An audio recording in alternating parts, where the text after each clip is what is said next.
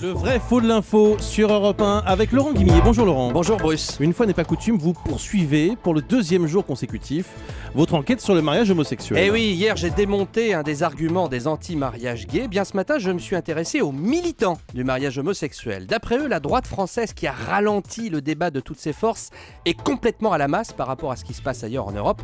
Écoutez, tiens, deux exemples. Deux députés socialistes, messieurs Thévenoud et Pueyo, ils prennent tous les deux exactement le même exemple, l'Angleterre. Ils ont mis 6 heures pour adopter le mariage pour tous.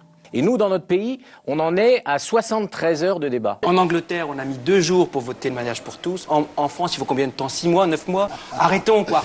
Alors, ces députés affirment que le mariage homosexuel a été adopté en quelques heures en Angleterre, alors que ça a pris des mois en France. Vrai ou faux? Ah, c'est faux. C'est faux parce qu'ils caricaturent complètement ce qui se passe de l'autre côté de la Manche. La preuve, à l'heure qu'il est, contrairement à ce que vous venez d'entendre, le mariage homosexuel n'est toujours pas voté définitivement à Londres.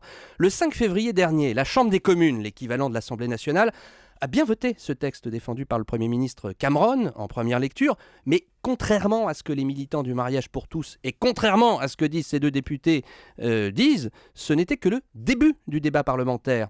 Et à Londres, comme à Paris, il y a des allers-retours entre les deux chambres du Parlement. Le mariage homosexuel va sans doute, peut-être, être définitivement voté en Angleterre, oui, mais en juin, donc au terme d'un débat qui se sera étendu sur une période, tiens, plus longue qu'en France. Les députés socialistes rappellent aussi qu'à Londres, c'est le gouvernement de David Cameron, un gouvernement de droite, qui fait passer le mariage homosexuel. Oui, d'accord, mais là aussi, attention à la caricature. Hein. Le projet va passer grâce à la gauche. Et le parti conservateur, la droite anglaise, se fracture complètement sur cette histoire.